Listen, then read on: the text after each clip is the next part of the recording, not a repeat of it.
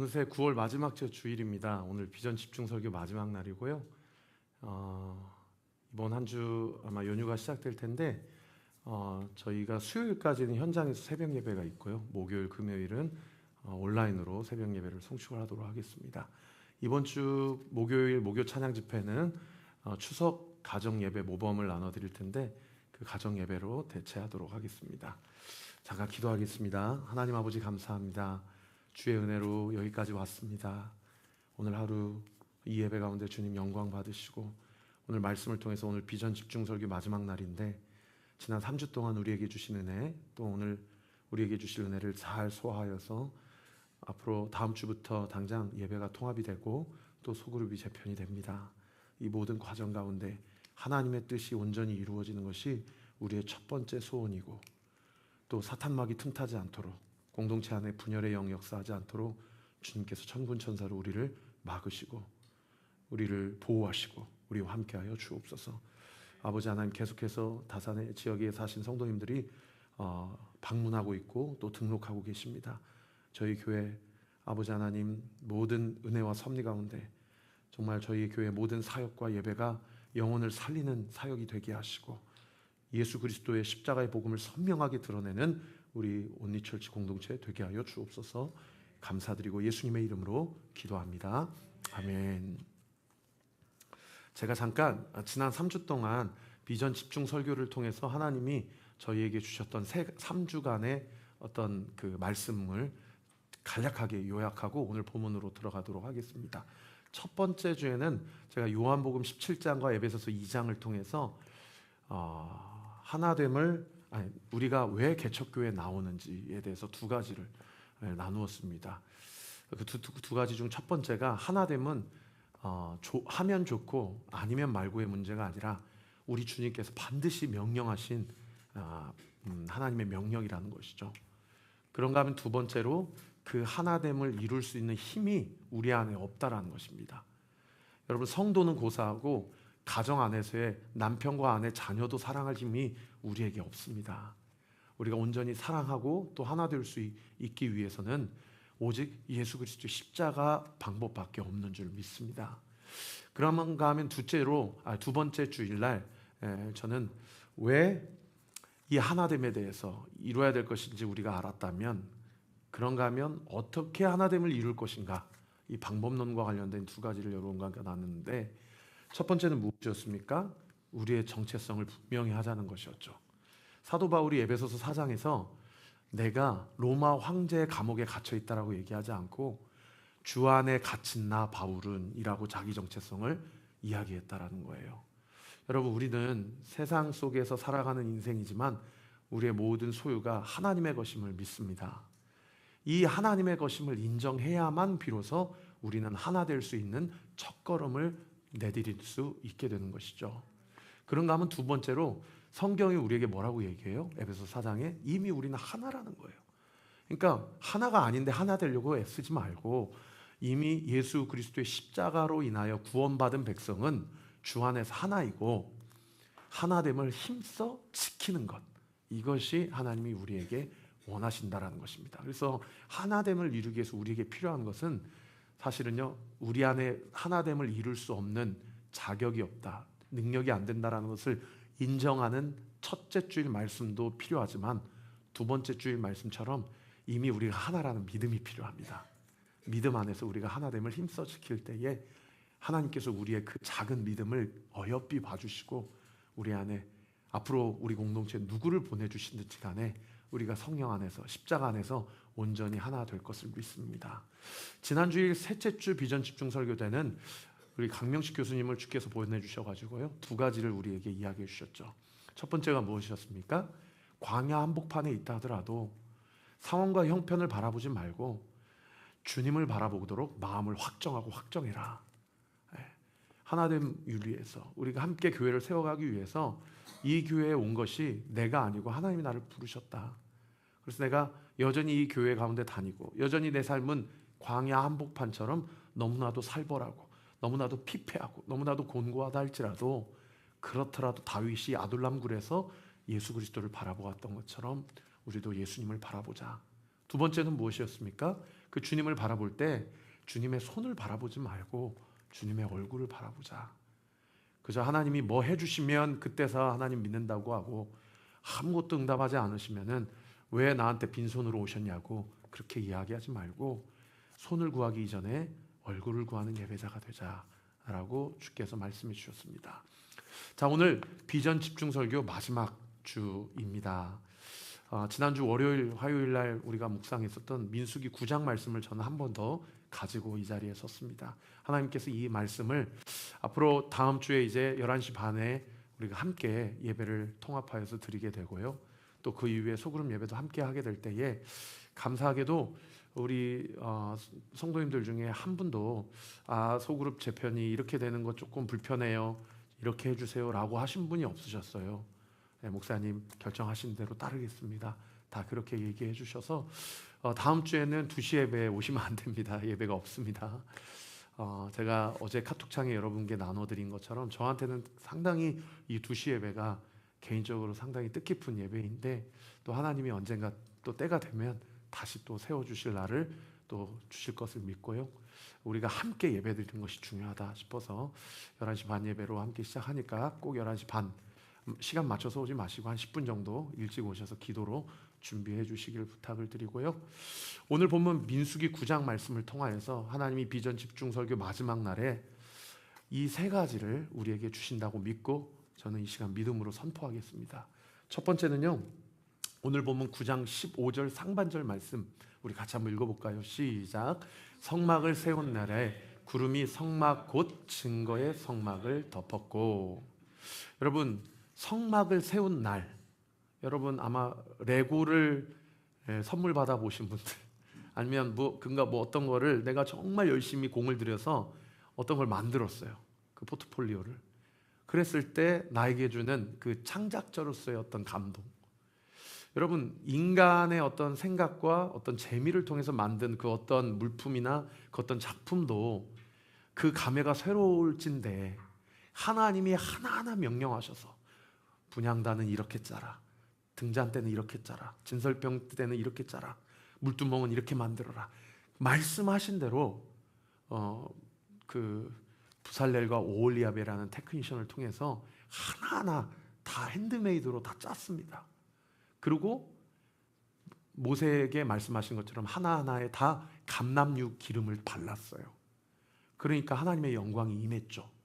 그 성막을 세운 날에 하나님의 영광이 어떻게 임했습니까? 다시 15절 보시면은 구름이 그 이전에는 시내산 꼭대기에 있었어요. 그래서 모세만 그 구름 빽빽한 사이에서 하나님의 실존을 현현하셨어요.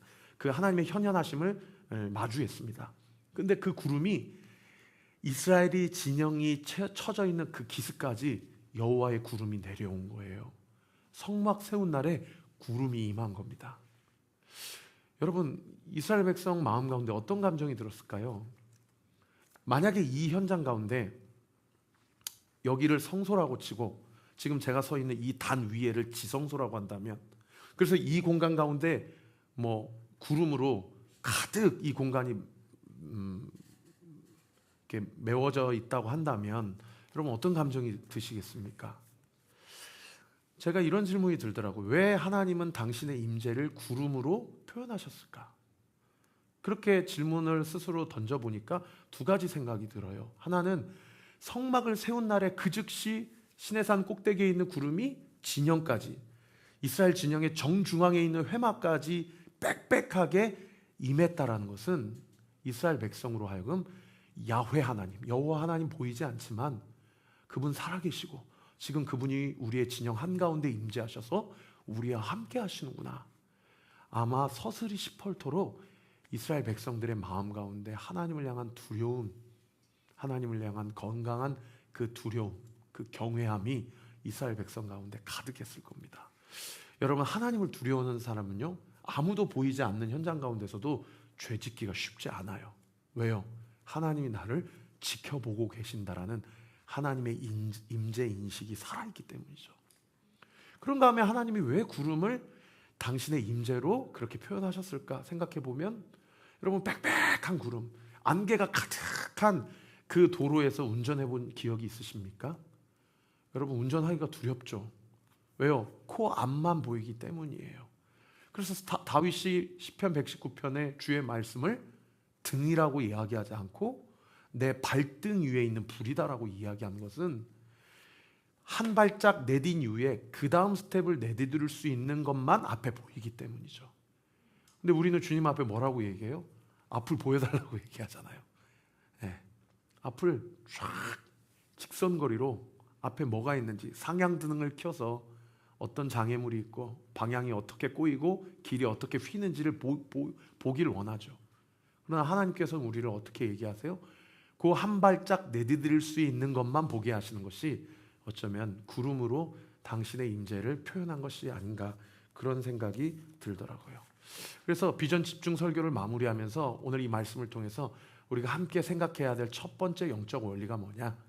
여러분, 하나님을 향한 두려운 마음으로 한 걸음 한 걸음을 나아가십시다. 저도 하나님을 향한 두려운 마음으로 목회하겠습니다. 여러분도 하나님을 향한 두려운 마음으로 신앙생활 하십시오. 그것이 우리 온리교회에게 원하는 이 비전 집중 설교를 마무리하면서 하나님이 원하시는 첫 번째 명령이라는 것이죠. 자, 그렇게 하나님의 임재가 여호와의 회막 성막 앞에 가득 구름을 통해서 임하셨어요. 그러고 나서 이제 이스라엘 백성은 가데스 바냐를 통해서 가나안 땅으로 자신들의 행진을 시작하면 됩니다. 그때 하나님께서 행진하는 과정 가운데 이스라엘 백성에게 원하시는 영적 원리는 딱 한 가지예요. 그게 무엇입니까? 오늘 보면 17절 말씀에 기록이 되어 있죠. 우리 17절 말씀 같이 읽어보겠습니다. 시작. 구름이 성막에서 떠오르는 때에는 이스라엘 자손이 곧 행진하였고 구름이 머무는 곳에 이스라엘 자손이 진을 쳤으니. 여러분, 이스라엘 백성이 이제 거의 1년 가까운 시간 동안 시내산에서 머물고 있었습니다. 그리고 다 율법을 받았어요. 그리고 행진하는 순서까지 질서정연하게 하나님께서 명령하셔서 진치는 순서, 행진 순서도 말씀해 주셨습니다. 이제 그야말로 다 텐트 패킹하고 짐 싸들고 이제 가나안 땅으로 들어가면 됩니다.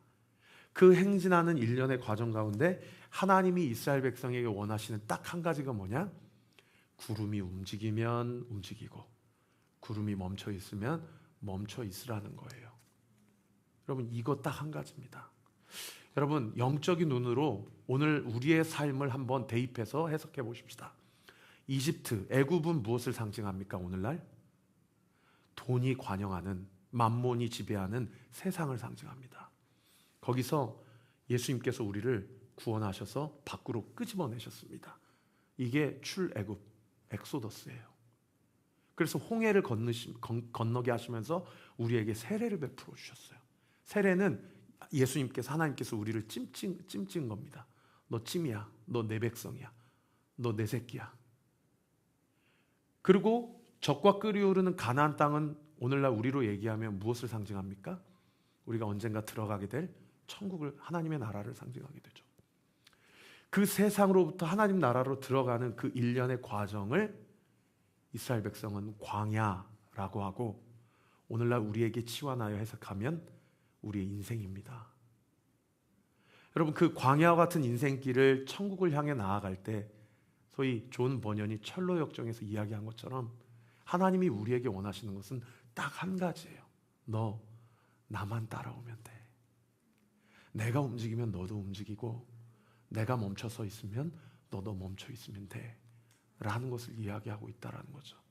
여러분, 광야 한복판은 제가 지난 주일날 잠깐 설교했지만 여러분, 삶을 보장받을 수 있는 공간이 아닙니다. 30분이 아니라 10분도 채 서 있을 수 없는 공간이고요. 수많은 들짐승들과 독사와 또 심지어 도둑떼들이 우글우글 거리는 공간이고요. 그런 것들을 차치하고서라도 광야는 인간이 일상적인 삶을 살아가기가 어려운 지역입니다. 그 지역으로 하나님이 이스라엘 백성, 당신의 구원받은, 예수 그리스도의 구원받은 당신의 백성들을 끄집어내시는 이유는 천국 가기 이전에 천국에 어울리는 사람이 되기 위하여 훈련하시는 일련의 과정이라는 것을 볼 수가 있는 것이죠. 그리고 그 훈련 과목의 가장 중요한 첫 번째 핵심 포인트가 뭐냐? 먼저 앞서가신 예수 그리스도를 잘 따라가는 것. 그것이 예수님이 우리에게 원하시는 단 한 가지라는 것입니다. 그래서요, 미가 선지자도요 2장 13절에 뭐라고 이야기하고 있는 거 아니? 이렇게 얘기해요. 길 여는 자, 이 길 여는 자가 예수님입니다.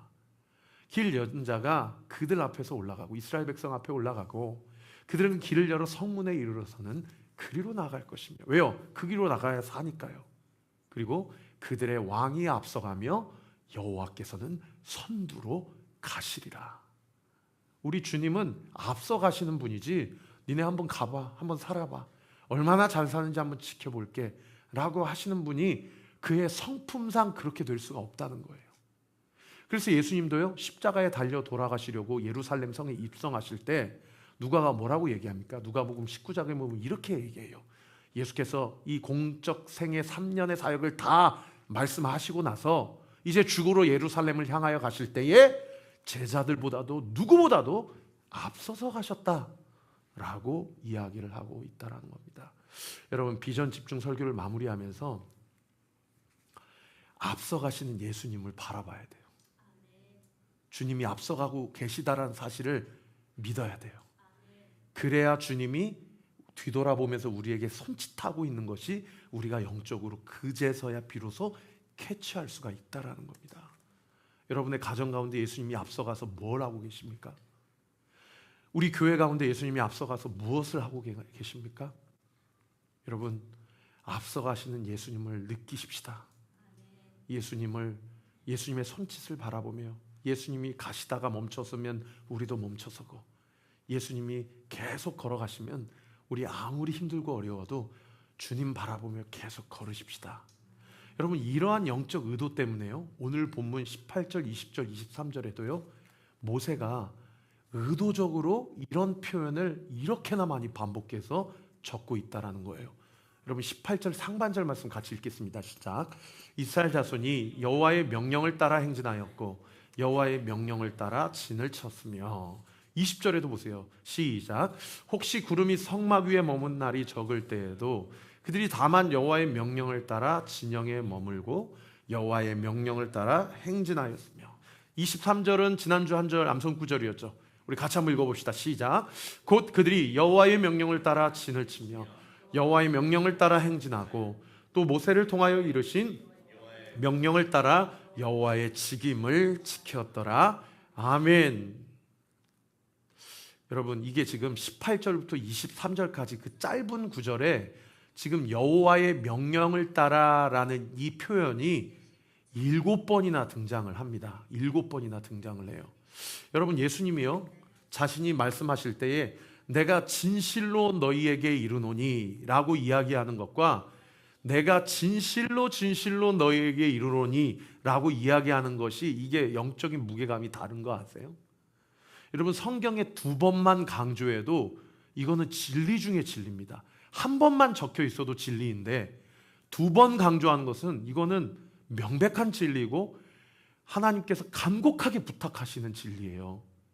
그런데 이 짧은 18절부터 23절까지 구절에 모세가 성령의 충만함을 받아서 이 글을 적었는데 여호와의 명령을 따라라는 표현을 한두 번만 적어도 무슨 말인지 이해하겠는데, 똑같은 맥락을 세상에 7번이나 반복해서 강조하고 있다는 것은 무엇을 얘기합니까? 우리가 광야라는 인생을 살아갈 때 하나님의 말씀을 따라 살아가는 것이 그 어떤 것보다 중요하다는 것을, 여기 보세요. 히브리 문학에서 7이라는 숫자는 이거는 말로 할 수 없는 숫자예요.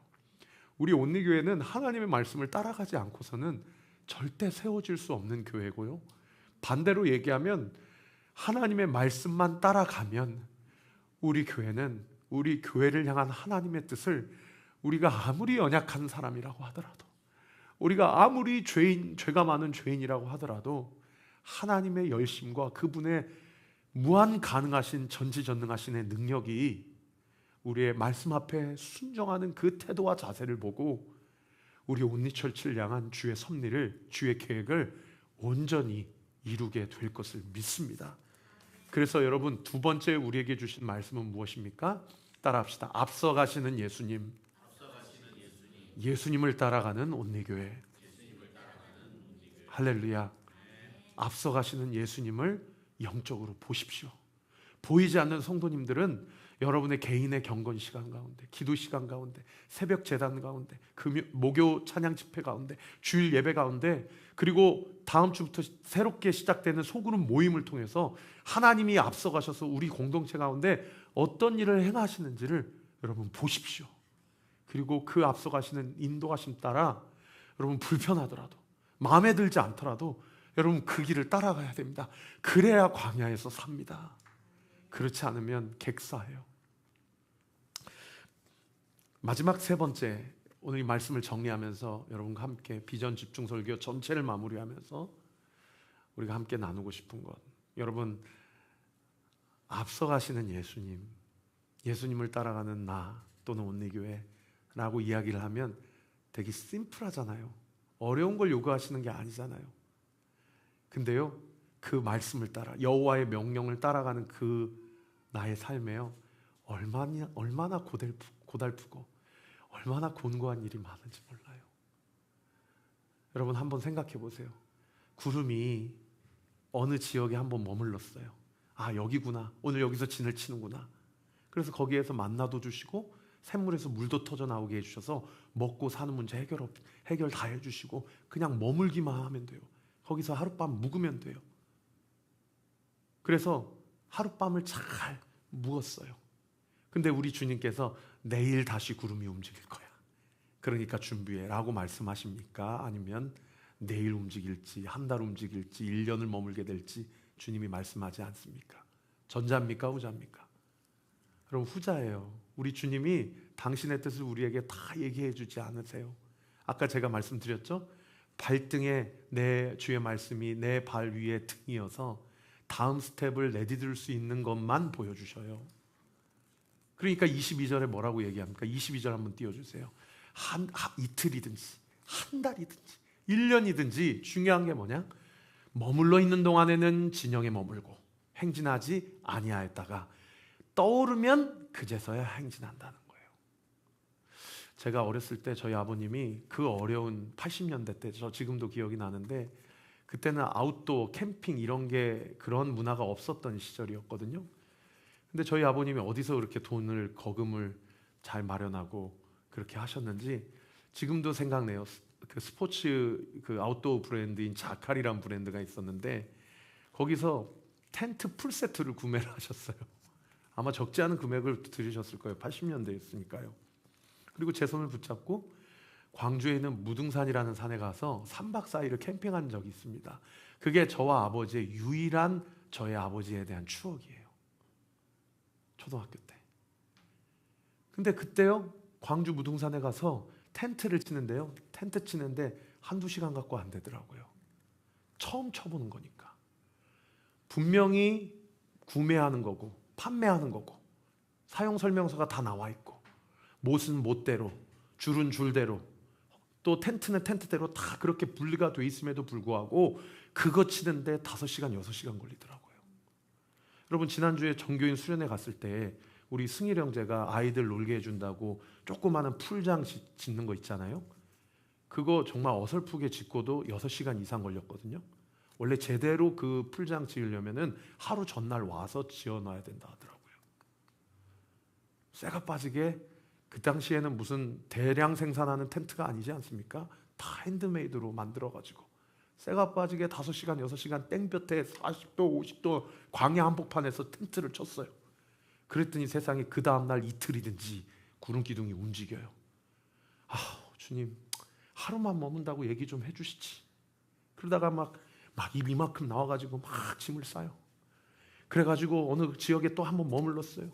그러니까 또 내일 가시겠지. 그러고 대충 그냥 어떻게 그냥 하루만 잘 묵고 또 내일 떠날 거니까 그렇게 텐트를 쳤어요. 세상에, 그랬더니 우리 주님께서 거기에서는 1년 동안 머무시는 거예요. 막 짜증이 이만큼 나는 거예요. 네? 여러분, 하나님이 광야 한가운데서 우리에게 원하시는 것이 딱 하나라고 말씀해 주셨는데, 내가 멈추면 너도 멈추고 내가 움직이면 너도 움직이다. 논리적으로는 심플하고 합리적으로 보면 하나님이 우리에게 많은 걸 요구하시고 계시는 거 아닌 것 같아요. 누구든지 할 수 있는 것 같아요. 근데요, 사막 한복판에서, 광야 한복판에서 이거 하나 지키는 것, 이거 이만한 고생이 없다라는 겁니다. 교회가 세워지려면 누군가는 보이지 않는 곳에서 누군가는 설거지를 해야 되고, 누군가는 누구의 이야기를 들어줘야 되고, 누군가는 누구 때문에 억울한 일도 당하고 오해도 갖고, 누구 때문에 심지어 누명도 써야 되고. 그럼 이런 일들이 교회 안에서 얼마나 많이 벌어집니까? 그래서요, 마지막 세 번째 하나님이 우리에게 주시는 말씀이 무엇입니까? 나의 마음의 포인트가 어디에 있느냐는 거예요. 어디에 있느냐는 거. 여러분, 우리의 마음의 포인트는 어디에 있어요? 먹고 사는 데 있어요. 근데 우리 주님 말씀하십니다. 너 내 말에 순종하면 먹고 사는 거 걱정하지 마. 그러니까 하나님의 마음의 포인트는 어디가 있어요? 너 내가 움직이면 움직이고 내가 멈춰 있었으면 멈췄으면 돼. 근데 우리의 마음은 어디가 있어요? 왜 이렇게 이런 것들을 그냥 시키는 게 많고 요구하시는 것이 많고, 내 이 진로, 내 이 문제, 내 이 취업, 내 이 모든 직장의 상황, 이런 것들에 대해서는 하나님이 다 책임져 주시겠다고 약속하셨고, 하나님의 말씀 앞에 어떻게 순종할 수 있을지, 그 순종하기 위해서 내가 치러야 할 대가 지불은 무엇이고 내가 감당해야 될 자기 부인은 무엇인지, 하나님은 여기에 마음의 포인트를 두라 말씀하시는데, 우리는 이거는 불평원망 낙심이고 내 마음의 포인트가 하나님이 책임져 주시겠다고 하는 여기에 머물러 있지는 않은가, 하나님의 말씀을 통해서 우리에게 이야기하고 있다라는 것입니다. 말씀의 결론을 맺겠습니다. 제가 참 좋아하는 프로그램 중에 유퀴즈 온 더 블럭이라는 프로그램을 참 자주 보는데, 거기서 한 번은 그 대한민국 1호 장인 피아노 조율사 이종률 조율사님께서 한번 출연하셨어요. 저도 음악을 좋아하니까 그 조율사의 직업이 어떻게 이루어지고 또 어떤 과정을 통해서 그 콘서트에 최종적으로 그 아티스트가 그 피아노를 연주하게 되는지 그 과정을 좀 쭉 들으면서 참 많은 유익한 시간을 가졌는데, 그 이종렬 조율사님이 나이가 86이세요. 86세인데 아직도 현장에서 조율을 하시고 가장 정확하게 조율을 하시더라고요. 그래서 세계적인 피아니스트 거장들, 조성진 씨라든지 혹은 그 조지 윈스턴이라든지 아니면 그 크리스찬 지메르만이라든지 이런 피아니스트들이 이분이 조율한 피아노로만 연주하려고 한다고 하더라고요. 유재석 씨가 이분께 이런 질문을 합니다. 조율사님, 피아노 한 대 조율하는데 몇 시간이 걸리시나요? 그러니까 적게는 최소 2시간에서 많게는 33시간, 4시간까지 걸린다고 하더라고요. 그래서 한 번은 지메르만이라는 이 폴란드 출신의 세계적인 피아니스트 거장이 2003년에 내한에서 공연을 한 적이 있는데, 이분은 국내에 있는 아무리 좋은 피아노로 연주를 안 하는 거예요. 전세기를 뛰어가지고 폴란드에서 자기 피아노를 공수해서 이렇게 공연을 하는 거예요. 그러니까 이 사람 입장에서 얼마나 이게 막 센시티브 하겠어요. 행여나 컴플레인이 들어오면 어떠나. 왜냐하면 이 조율이란 게 어쨌든 정확한 그 헤르츠로 그렇게 음가를 맞추지만은 어떤 의미에서는 또 주관적일 수 있잖아요. 그래서 정말 최선을 다해서 조율을 했다고 하더라고요. 그 사람의 성향, 그리고 그 콘서트홀의 습도, 그리고 그 피아노의 어떤 컨디션, 줄의 상태, 장력, 이런 걸 다 생각을 하면서 조율을 하니까 30시간이 넘어서 하루 가지고는 안 된다는 거예요. 그리고 이 유재석 씨가 또 이런 질문을 해요. 조율사로 일하시면서 가장 힘들 때가 언제십니까? 그러니까 이분이 이런 얘기를 해요. 피아니스트는 회중들 앞에서 연주하는 2-3시간이 그의 연주의 결과고 작품이고, 나는 회중들이 없는 곳에서 혼자 2시간에서 34시간까지 한 줄 한 줄, 이 86개 모든 줄을 정확한 음으로 조율하는 그 시간이 나에게 있어서는 개인의 연주의 시간입니다. 그런 얘기를 하더라고요. 피아니스트의 연주의 시간과 자기의 연주 시간의 차이점은 딱 한 가지래요. 피아니스트는 모든 회중들 앞에서 연주하는 거고, 자기는 텅 빈 객석을 바라보면서 혼자 연주하는 것. 이것이 차이일 뿐, 이 피아니스트와 자기와의 협력이 정확하고 순적하게 이루어질 때 최고의 작품이 연주되는 것입니다. 그런 이야기를 하더라고요. 우리 잠깐 이 영상 보고 함께 기도하겠습니다. 연주하고 혼자만 조명받고 박수 받고 그러잖아요. 그 연주를 위해서 조율사는 얼마나 고생을 하고 거기다 시간을 투자하고 땀방울을 흘렸는데, 그럴 때 아니 그거를 자꾸 바라면 슬퍼서 못해요. 안 바래요. 나는 어디까지나 서비스맨이니까 내가 만든 피아노가 열심히 음악을 잘 연주해주면 그걸로 그냥 만족을 하는 거죠. 그런데 이제 예외가 있었죠. 지메르만 얘기.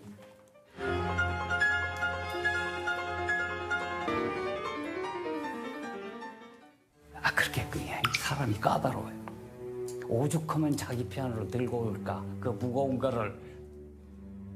이제 워낙이 세계적으로 까다로운 사람이라니까 이제 빨리 아무 일 없이 끝나기만 기대하면서 마지막 곡 치고 박수 소리가 길게 나더라고요. 이제 끝났나 보다. 근데 누가 뛰어와서 이 선생님 빨리 오세요. 연주자가 찾아요. 그래. 내가 뭘 잘못해놔서 이 사람이 불편했나? 그래가지고 깜짝 놀래가지고 눈을 휘둥그렇게 뜨고 갔더니 밖에 나와서 서 있는 거예요. 나를 기다린다고. 갔더니 손을 내밀어요. 악수하더라고요. 땡큐 베리 마치. 그러고는 이제 무대 안으로 들어가서 박수 이렇게 멈추게 하고 그 멘트를 한 거예요. 피아노 튜너 미스터리한테 감사한다고, 내 피아노 최상으로 만들어줬다고 그거를 한 거예요. 그래서 아유 나한테도 이런 일이 그때 그랬어요. 그리고 이거 살만하다.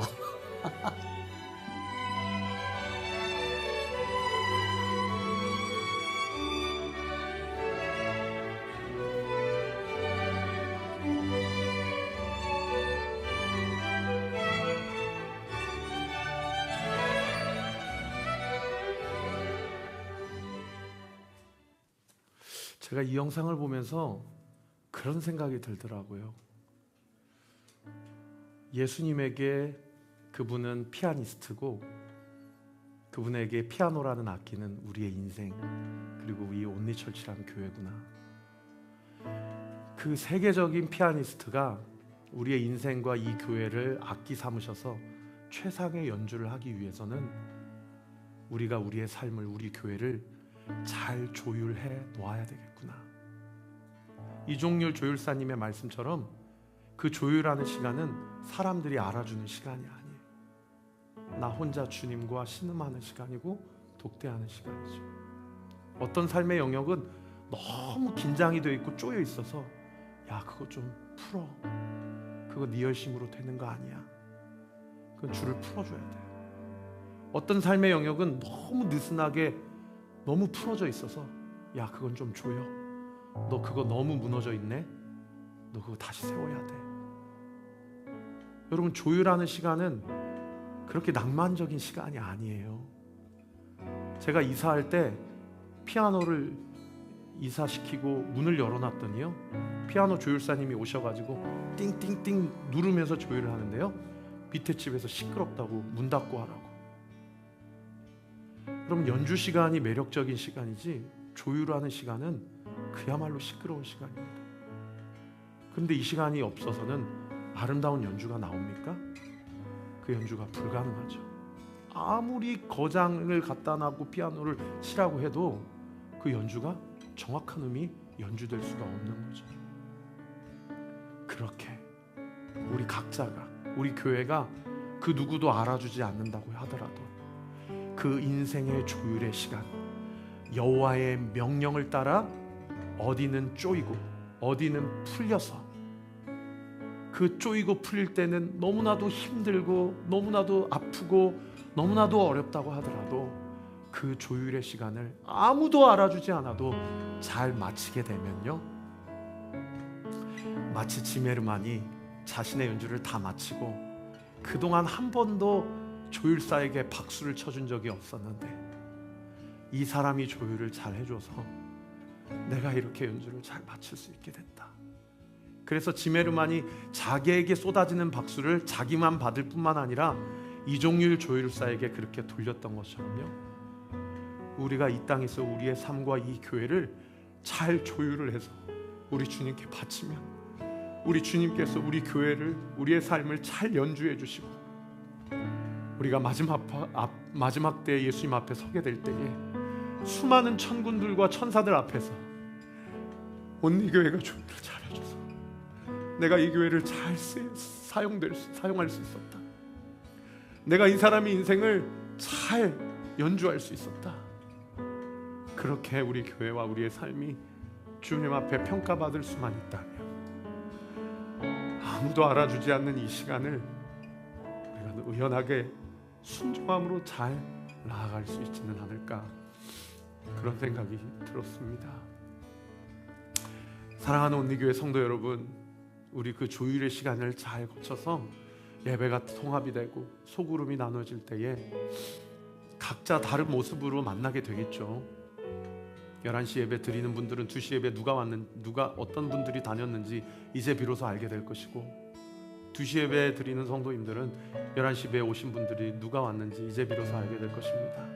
그리고 우리가 서로를 이제 알아가면서 비로소 하나님이 이 교회를 통해서 이루시고자 하는, 먼저 앞서가시는 예수님이 우리 안에 동일하게 보여지고 분명히 나타날 것을 믿고요, 그 손짓하시는 예수님을 따라가서 앞서 주님 앞에 나아갈 때 어떤 때는 짐을 빨리 싸야 될 때도 있고 어떨 때에는 정말 1년이고 2년이고 그 자리에 머물러야 될 때도 있겠지만 우리 그 모든 일련의 과정을 기쁨과 감사로 순종함으로 나아갈 때 하나님께서 우리 온리처치를 향한 주의 뜻을 당신의 열심에 따라 온전히 이루실 것을 믿습니다.